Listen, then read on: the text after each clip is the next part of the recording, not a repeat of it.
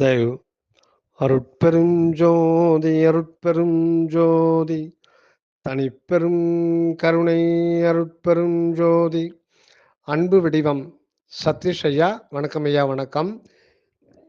இன்று ஒரு தகவல் அனுப்பிச்சிருந்தீங்க. திருவருட்பாவில் அந்த ஊதூது சங்கையில் 2 செய்யுளுக்கான விளக்கம் கேட்டிருந்தீங்க. அந்த விளக்கத்துக்கு சுவாமி சரவணானந்தா அவர்களுடைய உரை விளக்கத்தை பொருத்தி பார்க்கின்ற பொழுது சில கருத்து சிற்றறிவில் ஒரு அணுவளவு விளங்குது. அது ஷேர் பண்ணிக்கிறேங்க ஐயா. அது தவறா சரியா அப்படின்றதே தெரியல. அதனால் ஷேர் பண்ணிக்கிறேன். ஜஸ்ட்டு நீங்கள் அதை பார்க்கலாம். இதில் சிவமாக்கி கொண்டான் என்று ஊதூது சங்கே, சிற்றம்பலத்தான் என்று ஊதூது சங்கே, நவநோக்கு அளித்தான் என்று ஊதூது சங்கே, நானவன் ஆனேன் என்று ஊதூது சங்கே. அப்புறம் இன்னொரு 4 வரி வருது, அதை அப்புறம் பார்ப்போங்க. இதில் 4 வரியில் முதல் வரி 2 வரி ஒன்றே தான். அதாவது சிவம் ஆக்கி கொண்டான் என்று ஊதூது சங்கே, நான் அவன் ஆனேன் என்று ஊதூது சங்கே. இந்த இடத்துல பார்த்தீங்கன்னா சிவமாக்கி கொண்டான் அப்படின்னும் போது இறைவன் அந்த ஒரு குறிப்பிட்ட ஆன்மாவின் மீது கருணை செலுத்தி தனது தனிப்பெரும் கருணை தன்மையினாலே அவர் அந்த ஆன்மாவை தன்மயமாய் மாற்றிக்கொள்கிறார். இது கடவுளே அவருடைய தயவினால் வெளிப்படுத்துறது. இப்போ நானவன் ஆனேன் என்று ஊதூது சங்கேன்னும் போது இந்த இடத்துல ஜீவனுடைய முயற்சியும் தேவைப்படுது அப்படின்றத இங்கே முக்கியமாக குறிப்பிடுறார். அந்த ஜீவ முயற்சி இருந்தால்தான் திருவருள் துணை செய்யும். இல்லைன்னா திருவருள் பெசமாக தான் இருந்துடும். எப்போ பக்குவம் வருதோ அப்போ வரட்டும்னு விட்டுடும். ஆக நம்ம செய்கிற அந்த ஜீவ முயற்சி கூட திருவருளின் ஏகதேசம் தானே தவிர நம்முடையதென்று ஒன்று இல்லை. அந்த ஜீவனாக இருப்பதும் திருவருள் தான். அந்த ஜீவனுக்கு இயற்கையிலேயே ஒரு முயற்சி என்ற ஒன்றை ஃபிக்ஸ் பண்ணித்தான் இறைவனே இந்த ஜீவனாக வெளிப்படுகின்றார். ஆக அந்த ஜீவ முயற்சி அப்படின்றது ரொம்ப ரொம்ப முக்கியம். அதனால்தான் கையறவிலாது நடுக்கண் புருவ பூட்டு கண்டுகொள்ளி கொண்டு திறந்துண்டு நடுநாட்டு. அந்த கையறவுன்னா சோம்பல், நித்திரை முதலான தாமச குணங்கள். அதனால் நம்ம அப்புறம் பார்த்துக்கலாம், இந்த சாதனம் பண்ணோமா நம்ம அப்புறம் பார்த்துக்கலாம் அப்படின்னு இல்லாமல் இப்போவே இந்த நேரத்திலே நம்ம அந்த முயற்சியை கைவிடாமல் தொடர்ந்து முயற்சி செய்யணும். இது நாம் இறைவனை நோக்கி பயணிக்கின்ற 2.5 நாழிகை அப்படின்னு சுவாமி வள்ளல் பெருமான் சொல்லுவார். இது முத்தி என்பது நிலை முன்னொரு சாதனம். இந்த சாதனம் ஒன்றும் இல்லாமல் சாத்தியம் ஏதும் இல்லை அப்படின்னுவாரு சுவாமி சரவணானந்தா. ஆக அந்த ஜீவன் முயற்சி செய்துதான் அந்த மேல்நிலை உண்மையை கண்டுகொள்ள வேண்டியது. இது ஒரு பக்கம். இன்னொன்று, எவ்வளவுதான் முயற்சி செய்தாலும் ஆண்டவருடைய கருணை இல்லாமல் அந்த இயற்கை உண்மையாகிய ஆன்மானுபவத்தை பெற்றுக்கொள்ளுதல் கூடாது என்பது இன்னொரு உண்மை. ஆக இது ரெண்டுத்தையும் பொருத்தி பார்க்கும்போது சுவாமி என்ன சொல்லுவாருங்க, நாம் ஒரு அடி இறைவனை முன்னோக்கி வச்சோம்னா இறைவன் 10 அடி நம்மை நோக்கி வருவார். அதுதான் ஆண்டவருடைய பெருங்கருணை. ஆக இந்த இடத்துல நம்முடைய நிலையில், ஜீவன் நிலையில் இடைவிடாத சத்விசாரம் செய்து கொண்டிருப்பது நம்முடைய கடமை, நம்முடைய முயற்சி. அடுத்தது இதுக்கு இறைவன் கொடுக்கிற பலன் அவரே இறங்கி அந்த இயற்கை உண்மை நிலையை அவர் உணர்த்திடுவார். சரி, இப்போ இதுக்கு மேலே இருக்கிற உண்மை என்னன்னா, சிவமாக்கி கொண்டான் என்று ஊதூது சங்கே, நான் அவன் ஆனேன் என்று ஊதூது சங்கே. இப்போ இதுக்கு அப்பால நம்ம வெளியில வந்து பார்க்கும்போது, ஒரு பொருள் இன்னொரு பொருளாக ஆவது முடியாது. ஒரு பொருள் இன்னொரு பொருளாக ஆவது முடியாது. ஒரு ஆன்மாவானது கடவுளாக ஆக முடியுமா? அப்படின்னா, அது எப்படி ஆக முடியும்? கடவுள் கடவுள் தான். ஆன்மா ஆன்மா தான். அப்படி இருக்கிறபோது, நான் அவன் ஆனேன் என்று ஊதுவது சங்கேன்றது, அது வந்து உண்மையா? அல்லது இதற்கு பின்புலத்தில அதிசூக்குமமான உண்மை மறைபட்டிருக்கான்னா, இதற்கு பின்னாடி அதிசூக்குமமான உண்மை இருக்கே. அத வந்து அந்த உண்மைய நம்ம வந்து தேக நிலையில இருக்கிற நமக்கு இப்படிதான் சொல்லணும்னு சொல்லிட்டு ஒரு முறை இருக்கு. இப்போ வள்ளல் பெருமான் அருள் நிலையிலிருந்து தான் இத அதுவா இருந்து தான் இந்த வெளிப்படுத்துறார். எப்படி வெளிப்படுத்துறார்னா, அந்த நிலையிலிருந்து அப்படி சொல்லும்போது நமக்கு வந்து புரியாது. ஆக இந்த முயற்சி செஞ்சீங்களான்னா, பாரு என்ன வந்து இறைவன் சிவமாக்கிக்கிட்டான். நான் பாரு நான் அவனானேன். அப்படின்னு சொல்லும்போது நமக்கு முதல் கட்ட புரிதல் வரும். அந்த ஜீவனுக்கு ஒரு உற்சாகமும் அது வரும். அப்போ நம்ம முயற்சி செய்வோம். ஆனா உண்மை வந்து பார்த்தீங்கன்னா, அந்த ஆன்மா கடவுளாக மாற முடியும்னா மாற முடியாது. ஆனால் அந்த கடவுள்தான் நாம் என்று சொல்லுகின்ற இந்த ஆன்மாவாய் இருக்கிறார். அதான் உண்மை. அப்போ வேதாந்தத்துல பார்த்தீங்கன்னா, ஆ ஆ "நீ அதுவா இருக்கிறாய். தத்துவம் அசி. தத்துவம் அசி. நீ அதுவாய் இருக்கிறாய்." அப்ப பாருங்க இந்த உபதேசம் ஒரு பொருள் தான் இருக்கு. ஆனா இந்த உபதேச முறையில பார்த்தீங்கன்னா, "நீ அதுவாய் இருக்கிறாய்." இப்ப வந்து ஒரு குரு தான் ஒரு சீடருக்கு இந்த உபதேசத்த பண்றார். குரு ஒருத்தரு உபதேசிக்கிறவரு, அந்த உபதேசம் பெறுகின்ற சீடர் ஒருத்தரு, இதுக்கு அப்பால கடவுள் அதுதான் நீ இருக்கிறாய். அப்ப 3 பேர் அங்க வந்துடுறாங்க. இதை மறுக்கிறது சித்தாந்தம். முக்கியமா அருணகிரிநாதர் இத வந்து மறைமுகமா வன்மையா கண்டிக்கிறார். இந்த முறை சரியல்ல அப்படின்ட்டு. வள்ளல் பெருமானும் ஆகம வழி செல்லாமல் வேத வழி செல்லுதல் கூடாது அப்படின்றார். துவைத நெறியிலிருந்து தான் அத்துவைதம் அவன் அருளாலே சாத்தியமாகுமே ஒழிய, துவைத நிலை நின்று பின்னர் அப்பதான் வந்து அத்துவித கூடுமே ஒழிய, நேரடியா அத்துவித நிலை போனா, அது கற்பனையில கொண்டு போய் விட்டுடும். அது பாவனா மார்க்கம்ன்றார். இதுக்கு உதாரணம் கந்தர் அனுபூதியில ம் நம்ம அருணகிரிநாத பெருமான் சொல்றார். "தன்னன் தனி நின்றது தான் அறிய இன்னம் ஒருவர்க்கு இசைவிப்பதுவோ." அதாவது நீ அதுவா இருக்கிறாய் அப்படின்றது அதீத நிலையில இருக்கிற ஒரு உண்மை. அது அத்விதம் சத்தியம் என்பது உண்மைதான்.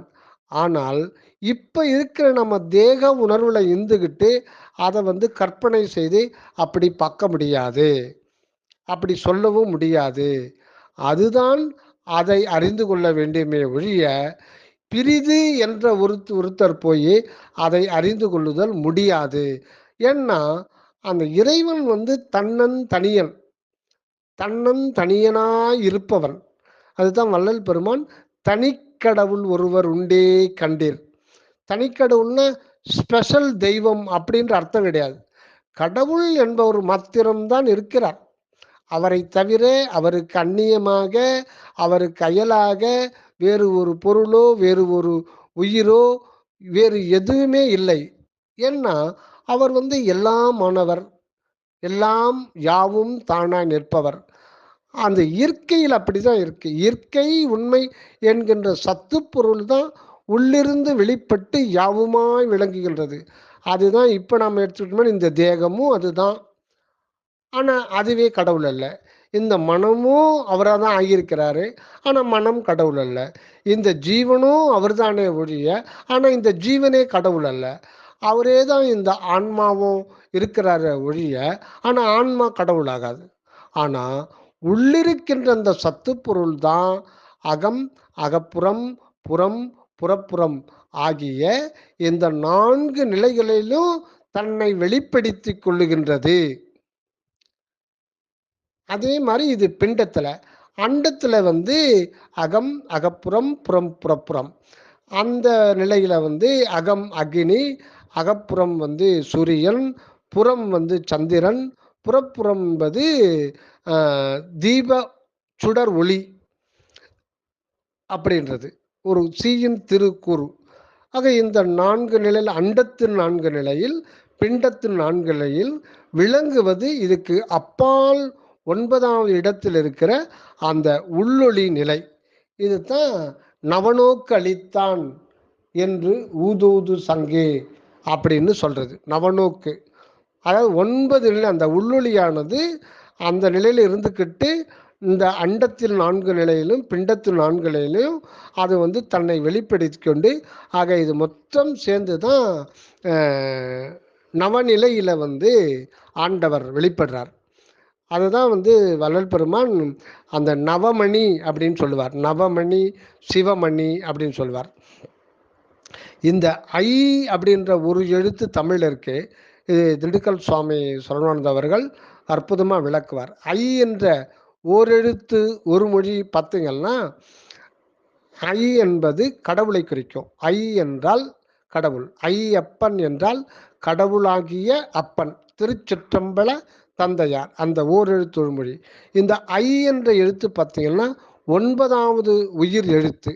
9 என்ற எண்ணே 9வது எழுத்துல வருது, ஐ என்ற வருது. காரணம், அது நவநிலைகளை தன்னை விளக்கம் செய்து கொள்வது. அது மட்டும் இல்லாமல் நவம் என்றால் புதுமை என்று அர்த்தம். புதுமைன்னா இப்போ நாம் எவர் ஃப்ரெஷ், எப்பொழுதும் புத்தம் புதியதாகவே இருந்து கொண்டோம். அது பழையதுதான், அனாதியானதுதான், பழம்பொருளதான், அனாதிகாலமாக இருப்பதுதான், அகண்டமானது என்றாலும் அது ஒருபோதும் பழைய பொருளாக ஆவதில்லை. அது பழம் பொருளாக இருக்கின்றது. அது பழையது பழையது பழையதெனும் பழையது அனாதியானது என்றாலும் அது ஒருபோதும் பழையது ஆவது இல்லை. ஏனென்றால் அந்த நவ வெளியிலே, நவநிலையிலே ஆண்டவர் எப்பொழுதும் புத்தம் புதியதாய் அந்த புத்து இன்பமாக ஆண்டவர் அந்த ஆன்மாவுக்கு எப்பொழுதுமே நிகழ்காலத்தில் அந்த இன்பம் வந்து குறையாமல் நிறைவாகி சலிப்பு இல்லாமல் அந்த ஆன்மாவுக்கு இன்பத்தை கொடுக்கின்ற ஒரு நிலை தான் நவம். நவம்னா புதுமை, அதாவது எப்போதும் புதுமையாகவே இருப்பது. ஆனால் அங்கே வந்து அதிசயம் கிடையாது, நிரதிசய இன்பம். அந்த ஆன்மாவுக்கு நிரதிசய இன்பத்தை ஆண்டவர் அந்தந்த ஒவ்வொரு நொடியும் அதை கொடுத்துக்கிட்டே இருக்கார். அந்த அருள் வெளியில் பார்த்தீங்கன்னா உள்ளொளி நிலையில் இறந்த காலம், நிகழ்காலம், எதிர்காலம் என்ற எந்த காலமும் அங்கு கிடையாது. அங்கு தன்மை, முன்னிலை, படற்கை கிடையாது அப்படின்வாரு சுவாமி சரவணானந்தா. வேண்டும்னா அது எப்பொழுதுமே நித்திய நிகழ்காலத்தில் அது விளங்குகின்றது என்று சொல்லலாம். அதாவது ஒரு க்ஷணம், ஒரு நொடி, அந்த நொடி வந்து எக்காலம் இருக்கின்ற ஒரு நொடி எப்பொழுதும் நவமாக, அனுபவத்திற்கு எப்பொழுதும் புதுமையாக, ஆனால் நிரதிசய இன்பமாக ஆண்டவர் வெளிப்படுவது தான் இந்த நவநோக்கு அப்படின்ற ஒரு நிலை. இப்போ நான் அவன் ஆனேன் அப்படின்றதோ சிவன் ஆக்கி கொண்டான் அப்படின்றது இதுக்கு பின்னாடி இருக்கிற உண்மை என்னன்றதை தான் நம்ம பார்த்தோம். தன்னம் தனி நின்றது தான் அறிய இன்னும் ஒருவருக்கு இசைவிப்பதுவோ. இப்போ நாம் கடவுள் அறியணும், கடவுள் அறியணும் அப்படின்னாலும் அறிய முடியாது, அறிய முடியாது.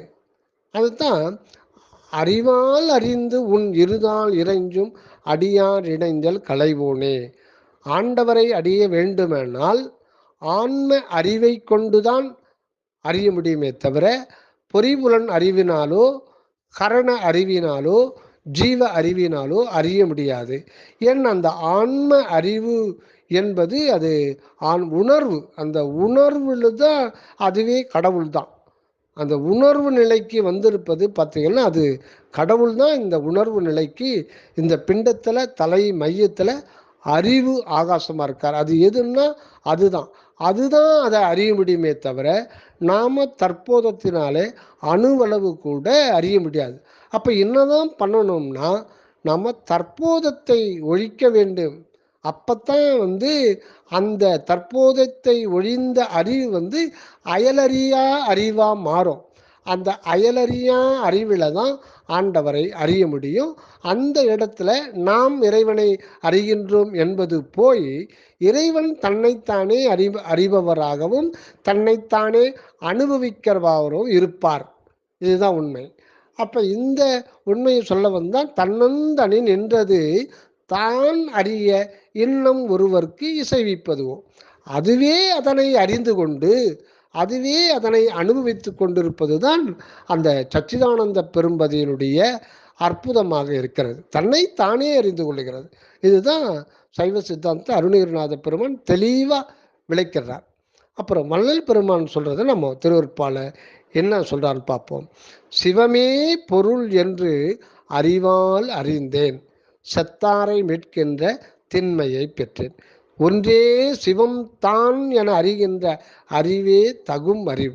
அது ஒரு பொருள் தான் இருக்கு, அந்த மெய்ப்பொருள் அது ஒன்று தான். அதுதான் இயற்கை உண்மை என்கின்ற சத்து பொருள். அது சச்சிதானந்தமாக இருக்கிறது. சத்து சித்து ஆனந்தம் என்கின்ற சச்சிதானந்தமாக தன்னை ஆன்மாவிலே வெளிப்படுத்தி தன்னைத்தானே அனுபவித்து கொண்டு தனது இருப்பை இன்ப இருப்பாக எக்காலும் இருக்க செய்கின்றது தான் ஆண்டவருடைய அற்புதம்.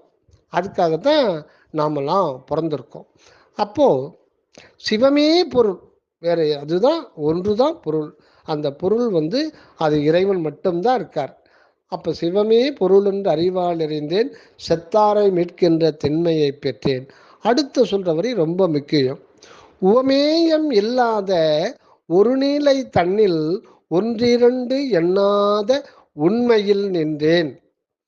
இப்போ அங்கு நான் அவன் ஆனேன் அப்படின்ற வார்த்தையில அதுக்கு உள்பொருள் என்ன அப்படின்றத இதுல சொல்றார்.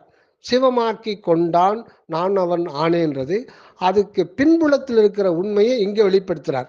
என்ன சொல்றாரு? உவமேயம் இல்லாத ஒரு நிலை தன்னில், உவமேயம் இல்லாத ஒரு நிலை, அது ஒன்றே ஒன்றான ஒரு நித்திய நிலையான ஒன்று இருக்குன்னா அது இயற்கை உண்மையாகிய சத்து பொருள், அதுதான் கடவுள் நிலை. அந்த இடத்துல இந்த இயற்கையாக கடவுள் மாத்திரம்தான் இருக்கிறார். அதுதான் தனிக்கடவுள், சுத்த சிவானந்த சபைதனிலே ஓங்குகின்ற தனிக்கடவுள் ஒருவர் ஒன்று உண்டே கண்டீர். தனி தனி இதெல்லாம் பார்த்தீங்கன்னா தனி முதல் ஆகிய தனி முதலாகிய சிதம்பர அமுதே அப்படின்னு சொல்லுவார். தனி முதல் அப்படின்றத பல இடத்துல அகவில்லையும் வரும், திருவடி புகழ்ச்சியிலே வரும். தனி முதல்ல எவ்வளவு ஒரு அற்புதமான உண்மையை சொல்லும். தனி அப்படின்னா அது மட்டும்தான் இருக்கு, இண்டிவிஜுவல். அது இயற்கையில் இருக்கிற ஒரு இண்டிவிஜுவல். அதை தவிர அதுக்கு அந்நியமா ஆண்டவரே நினைச்சா கூட ஒரு பொருளை கொண்டு வர முடியாது. சர்வ வல்லவராகிய ஆண்டவரே கூட தனக்கு அந்நியமா ஏதாவது செய்ய முடியும்னா செய்ய முடியாது. ஏன்னா அப்படி செய்யணும்னா தன்னுடைய சத்து பொருள் தான் கொண்டு வர முடியுமே தவிர, ஒரு பொருளை செய்யணும்னா அதுக்கு ஒரு கண்டென்ட் வேணும், ஒரு பொருள் வேணும். அந்த பொருள் எங்கிருந்து எடுக்க முடியும்? இருக்கிறது ஒரு பொருள் தானே, அந்த இயற்கை உண்மைகின்ற சத்து பொருள் அன்பு இருப்பு மட்டும்தான் இருக்கு. எதை எடுத்து கொண்டு வந்தாலும் இதிலிருந்து எடுத்து தான் செய்யணும். ஆக உவமானம் உவமேயம் அப்படின்னா அதுக்கு ஒத்து இருத்தல் அப்படின்னு எதனா இருக்கன்னா இல்லை, அதுக்கு எதிராக எதுவுமே இல்லையே. அதெல்லாம் எதிரங்கொருவரின்றி நடமாடும் அருணினார் பால எவ்வளவு அற்புதமா.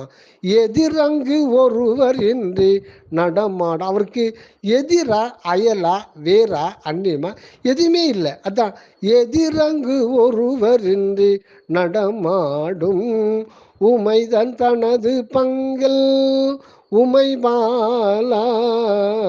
அற்புதமான வரிகள். அங்க இறைவனுக்கு எதிராக ஒன்று இல்லவே இல்லை. அதனால தான் உவமேயம் இல்லாத ஒரு நிலை, அந்த ஒரு நிலை தன்னில் ஒன்று இரண்டு எண்ணாத உண்மையில் நின்றேன்றார். இதுதான் சத்திசாரத்திலே நாம் தெரிந்து கொள்ள வேண்டியது. உண்மையை கூறுபோட முடியாது. உண்மை என்பது ஒருபோதும் இரண்டாக இல்லை, தான் மட்டுமே இருக்கிறது, தனியாக இருக்கிறது. அது இண்டிவிஜுவல் சுப்ரீம் செல்ஃப் மட்டும்தான் இருக்கு. அது இயற்கை.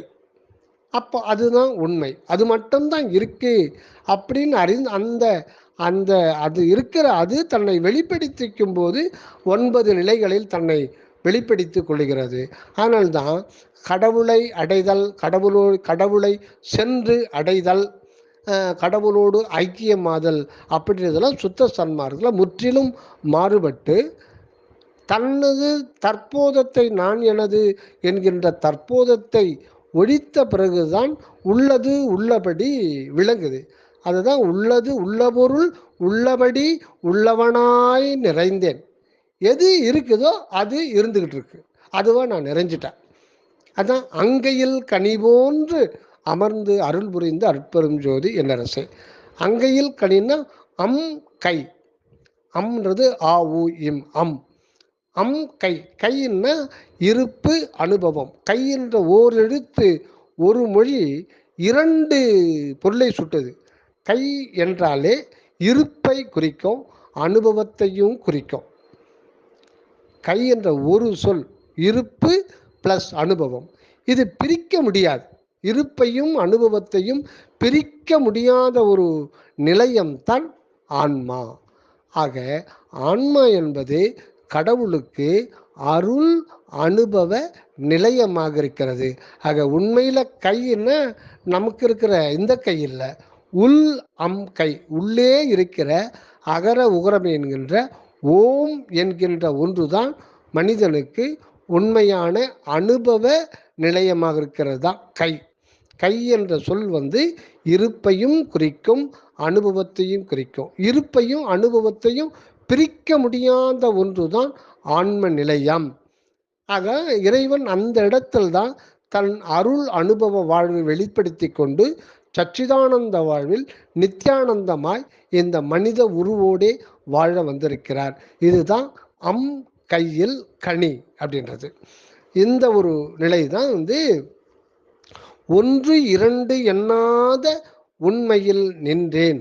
இது சத்விசாரத்தில் ஆன்ம நிலைக்கு அப்பால சென்று உட்சென்று அந்த அருள் உண்மையை காணுகின்ற போது அதுவல்லால் வேறு ஒன்று ஏதும் இல்லை அப்படின்ற உண்மையை உணர்ந்து கடவுள் நிலை அறிந்து அம்மையமாதல், அனைத்துமே கடவுள் நிலைதான். அந்த நிலை தான் உண்மை நிலை. ஆக அந்த இடத்துல நான் எனது என்று சொல்வதற்கே இடம் இல்லை. அந்த நான் எனது என்பது முற்றிலும் இறைவனுக்கு சொந்தமானது. அந்த நான் என்பது அப்ப அந்த நிலையில சிவத்தின் இருப்பாக மாறிவிடுகிறது. அதுதான் உண்மை. அந்த நான் என்பது சிவத்தின் இருப்பு நிலை, எனது என்பது அவருடைய அருள் அனுபவ நிலை. அதைத்தான் கருணையும் சிவமே பொருள் என காணும் காட்சியே பெருக. கருணை என்பது கருணையும் சிவம், சிவம் என்பது அன்பு என்கின்ற சத்து பொருளுடைய இருப்பு நிலை. அதனுடைய அது அனுபவ நிலையில விளங்குறது தான் கருணை. கருணை என்கின்ற கருணை அருள் அல்லது தயவு என்கின்ற அனுபவத்தில் அது அவருடைய தன்மை, கடவுளுடைய தன்மையே அருள் தன்மை தான் அவருடைய அனுபவம். ஆக கடவுள் அருள் அனுபவத்தோடு வாழுகின்ற இடம்தான் நாம். ஆக நாம் என்பது முற்றிலுமே இறைவனுடையது, இறைவனுக்கு சொந்தமானது. இந்த நிலையை உண்மையை உணர்ந்தது தான் அது ஒன்று இரண்டு எண்ணாத உண்மையில் நின்றேன் அப்படின்றார். அதுதான் ஆடேடி பந்தில் பல 10 இதில் சொல்கிறார். அது இது எண்ணாமல் ஆடேடி பந்து, அங்கே பாராதே ஆடேடி பந்து, அசையாமல் நின்று இங்கே ஆடேடி பந்து. அற்புதமான வரிகள் ஒவ்வொரு பாடல்லையும் இருக்கு. அசையாமல் நின்று இங்கே ஆடேடி பந்துன்னா அந்த நான் எனது என்கின்ற அந்த நான் என்கின்ற ஆணவம் அதுவே ஒரு அசைவு. எனது என்பது போத அசைவு. அந்த 2 அசைவு, நான் என்கின்ற அகந்தை அது ஒரு அசைவு. அதிலே நானுன்னு வந்துச்சானாலே அங்கே ஆட்டோமேட்டிக்காக எனது என்பது வரும். இது போத அசைவு. ஆக இந்த நான் எனது என்கின்ற அசைவு நீங்கி நான் எனது என்பதை சிவமும் கருணையுமாக காண வேண்டும். அதனால் அசையாமல் நின்று இங்கே ஆடேடி பந்துன்னா அந்த மேல்நிலையில் அருள் வெளியில் தங்கி ஆடேடி பந்து, அது இது எண்ணாமல் ஆடேடி பந்து. அதுன்னா கடவுள், இதுன்னா மனிதன். நீ அது இதுன்னெலாம் பிரிக்காத. ஏன்னா 2 பொருள் கிடையாது. உண்மை என்பது எப்பொழுதும் ஒன்றாகவே இருக்கிறது. அதை கூறு போட முடியாது. முன்பு அப்படிதான் கூறு போட்டு நான் வேறு கடவுள் வேறு, நான் இந்த புறநிலையில் பிறப்பு இறப்பு துன்பத்திலே அகப்பட்டு கொண்டிருக்கின்றோம், இறைவா நான் உன்னிடத்தில் ஐக்கியமாக வேண்டும் என்று வேறு வேறாக நினைத்து அந்த ஒன்றான ஒன்றை அப்படி நினைத்து அதிலே அடைய முனைந்தார்கள்.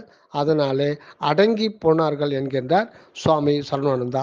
ஆக முந்தைய நெறிகள் எல்லாம் நமக்கு அந்த நம்மை பக்குவப்படுத்தப்பட்டதை ஒழிய இப்போ அந்த சுத்த சன்மார்க்க நெறி அதிலிருந்து மாறுபட்டது, வேறுபட்டது. இதை அருளே நேரடியாக வெளிப்படுத்துவது. அடுத்தது தான் அந்த எல்லாம் வல்லான், எல்லாம் உடையான், எல்லாம் ஆனான். இதை அருள் ஆண்டவருடைய 3 அந்த அருள் வல்லபம். அந்த இறைவன் எல்லாம் வல்லான்னா அது எல்லாம் செய்யக்கூடியவர் என்ற அர்த்தம் கிடையாது. எல்லாவற்றையும் செய்து கொண்டே இருப்பார். இந்த உலகம் பிரபஞ்சமே அணுவளவு கூட இடம் இல்லாமல் மொற்றமே ஒரு ஆற்றல் களமாக தான் விளங்குகிறது. தன்னுடைய சகல அனந்தம் கோடி ஆற்றல்களையும் இங்கு வெளிப்படுத்தி சதா விளக்கம் செய்து கொண்டே இருக்கிறார். எங்குமே அவருடைய ஆற்றல் தான்.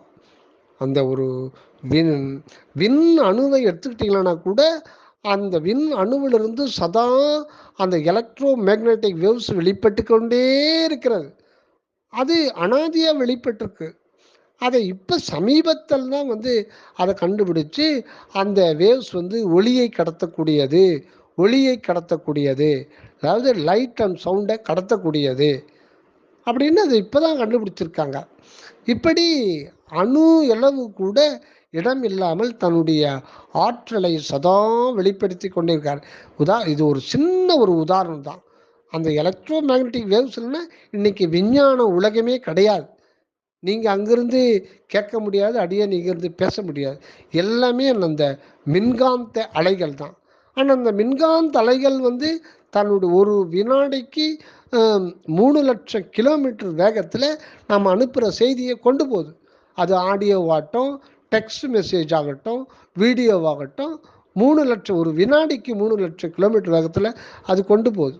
இங்கிருந்து செவ்வாய் கிரகத்துக்கு செயற்கைக்கோள் அனுப்புகிறான், இங்கேருந்தே கமெண்ட் கொடுக்குறான். எப்படி? அதுக்குன்னு இங்கிருந்து ஒயராக இருக்கு இல்லையே. எல்லாமே இந்த மின்காந்த அலைகள் அது கொண்டு போகுது. இப்படி இந்த உலகம் முழுதுமே ஆற்றல் களமாக இருக்கிறது. அதனால்தான் போற்றினின் பேரருள் போற்றினின் பெருஞ்சீர் ஆற்றலின் ஓங்கிய அற்பெரும் ஜோதி. இதயம் இயங்குது, பூமி சுத்துது, கிட்னில நெப்ரான்கள் வேலை செய்யுது. எல்லாமே ஒரு செல்லை எடுத்துக்கிட்டாங்கன்னா உள்ள இயக்கம் இருந்து கொண்டே இருக்குது. ஆகதான் போற்றினின் பேரருள் போற்றினின் பெருஞ்சீர் ஆற்றலின் நின்று ஓங்கிய அற்பெரும் ஜோதி என்றார். இதுதான் எல்லாம் வல்லான். அடுத்தது எல்லாம் ஆனான். ஒவ்வொன்றுமே அவர் தான். அதுதான் மணிவாசக பெருமான் ஒன்று நீ அல்லை அன்றி ஒன்று இல்லை. இப்போ சூரியனை பார்த்து சூரிய வழிபாடு எத்தனையோ காலம் 1000 வருடங்களுக்கு முன்பு மனிதர்கள் ஆதியில் சூரியனையே தெய்வம் வழிபட்டாங்க. அந்த சூரியன் கடவுளா என்றால் கடவுள் அல்ல.